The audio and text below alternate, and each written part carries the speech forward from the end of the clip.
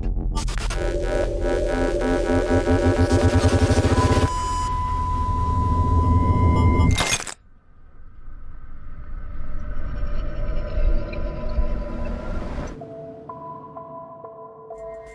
here we are, season 2 proper, starting with Be Right Back. Now obviously I did reference it last time in a few situations, but obviously I'll elaborate on those points. But first of all, we have, like, you know, I thought it was a new thing with season 3, you know, getting these sort of stars, if you will. And okay, this is before they were as famous, but Donald Gleeson and Hayley Atwell, Agent Carter and General Hux, or the guy in Ex Machina, Caleb. Whichever one you prefer. Why did I not? Wow, this is amazing. You know, it just shows that certain things can be good jumping off points, really, for people's careers. So yeah, I think it's great to see, like, you know, these people before they were as known as they were. I did find quite interesting on the start, or at the start of the episode, was this whole thing about synthesized flesh that was mentioned, which of course clues into later when, you know, the sort of fake Ash is delivered.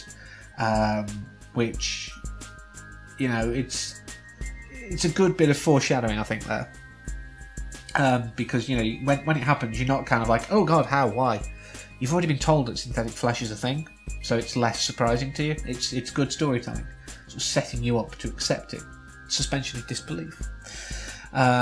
But I do think it's quite funny as well, because obviously Hayley Atwell's kind of there, you know, and he's one of those people, he's a bit like me, you know, hates the idea of losing people to social media, as it were. You know, like someone, you know, you're watching a film together, and like every time you look over, they're like on the phone, you know, well, they're live tweeting the film, and I don't agree with stuff like that. And again, I think this speaks to the obsession with social media. I think almost every episode I do of this mentions the obsession with social media. But, you know, it's this whole thing of like losing into social media constantly. You know, obviously doesn't agree with it, but in a way that's kind of actually helped her. And it's quite interesting because, you know, when she is grieving, you know, people trying to offer help and ideas to her, and everyone grieves differently. Grief is subjective, and it should be. No one has to go through a set type of grief. You know, that is just nonsense. And there's no other word for it, it's just nonsense. There's no need to do it a certain way just because other people, you know, sort of, other people think that it's the right way to do it. I mean, interestingly, sort of Ash's mother, you know, sort of it's mentioned how she used a kind of avoidance. She put everything into the attic. Just, I don't want to even think about it. I don't want to look at it. It doesn't exist anymore. That's my way of dealing. Sarah's way was kind of this, you know, approach of chatting to a representation of the person through, you know, an AI kind of thing, really. It's sort of a learning program. But it's not that far-fetched. We already have, you know, pages that are memorialised on Facebook. It can be done. So it's not outside the realm of possibility for people to actually do something like this. You know, it's kind of like combining these memorial pages with Cleverbot.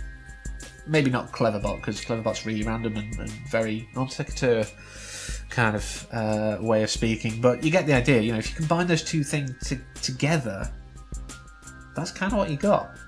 And, you know, I think a lot of people's problem with the episode is, yeah, but, you know, synthesising his voice perfectly, it's already been worked on. There's a thing that's out there. There was a great video, which, if I can find it, it will be linked somewhere around this video, of something that can synthesise voice based on a few samples of speech. So if there's any videos on his Facebook feed where he's speaking, it could synthesise it. It's already something that can exist. It could actually put voice actors out of work, which is something that I'm very strongly against. I may do a video ranting about that down the line. But my biggest question with this episode, well, one of the biggest questions is this healthy? Now, avoiding an issue for a period can be healthy, but you've got to know when to call it quits, and I think it's difficult with this because you're already kind of, I've lost the real one, I can't lose the fake one. And in a way, like by using the service as she was, the fear of losing that service version of him, you know, when she drops the phone, that fear is so great because she was given like a lifeline. You know, he was alive again for a while. But it wasn't really him, but she was still, you know, because she hadn't dealt with it properly, then it was very difficult for her to come to terms with. But there's sort of elements, you know, sort of throughout. I mean, it's less so when it's just the voice. It's more sort of when he's in the flesh, if you will. You know, of how much we are what we portray to the world. Am I really exactly as I portray to you? Is this a one-to-one representation of me? Well, I do overanalyze things and talk incessantly, so actually, yes, I'm probably quite accurate. But you get the idea, you know, how much, you know, we curate what we put out. I mean, obviously these videos are edited. I don't put every flub in. So, it's not exactly a one-to-one representation, is it? So this sort of idea, you know, of having sort of a loved one back, you know, isn't going to be perfect. And sometimes this representation, as Synth Ash does, if you will, kind of tries too hard. It's over perfect. It's too giving. It's too wanting to please. Don't cry, Dad. Oh, don't! Just get out! Get out!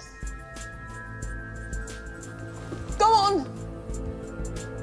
So you do want me to go? Just get out! Get out! Get out! Get out! Get out! Get out! You're not enough of him! You are nothing! You're nothing! The over-perfection it drives her insane. You know, this excessive helpfulness, the having to replicate being asleep, you know, as close as it can, to not be unsettling for her. And, you know, even though there is so much like Ash, the only real Ash was the real Ash. And he's gone. He doesn't exist anymore. And it becomes, you know, so when you've gotten used to a person and their little foibles, their little quirks, their little idiosyncrasies, that's what you miss most. And a representation based on their social media isn't going to have those foibles, those quirks, those little idiosyncrasies necessarily. It may have a few of them, which will tide you over for a bit, but as we see, as the episode goes on and as time goes on for them, more cracks appear, and it becomes much harder to say, yeah, this is really Ash, he's back from the dead, this is really him, everything's fine, everything's normal, it's him. It's so much harder to say that, and this desire to be rid of him, you know, sort of makes it really hard for her to actually still be around him, even though she got him because she didn't want to be without Ash. You know, it's, I think, in a way, whilst I say that perhaps it isn't necessarily the healthiest, I think it's actually been healthy for her because it's helped to come to terms with the fact that Ash is gone. Whilst this synthetic version looks like him, sounds like him, occasionally has some of his mannerisms and speech patterns, it's not him. It could never be him. And she does come to terms with it, I think. You know, to the point that, like, she, you know, it's like, well, I can't be past a certain distance away from you. So she drives him to a cliff, and it's like, well, jump off, and it's like, all right then, you know, and then it's like, no, but he'd cry, and it really made me very uncomfortable when he suddenly like, oh God, no. Please, I don't want to do it. Please don't make me do it. No, that's not fair. No, I'm frightened. Darling, please, don't make me. I don't want to die. Oh God, I don't want to die. It's not fair. Please, I'm frightened. I don't want to die. Don't.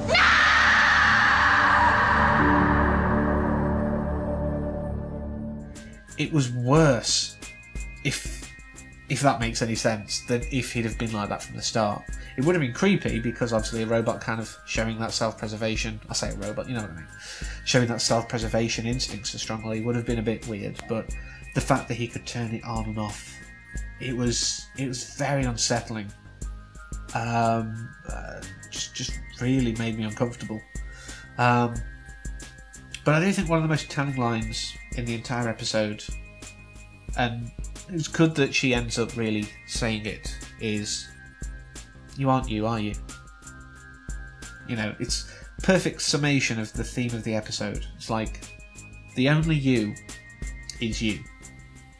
Anything else is a pale imitation, at best. But I did find it quite poetic, I think, really. How we end the episode not knowing if, you know, she did just push him off, make him jump, whatever. You know, it's left in the dark until it's like, oh, can I go up to the attic? Now, as I said before, Ash's mum did that. Her grief was put it in the attic, and now she's buried, if you will, the memory of Ash in the attic. It's just that this memory of Ash can talk and interact. That's creepy. So until next time, as always, take care.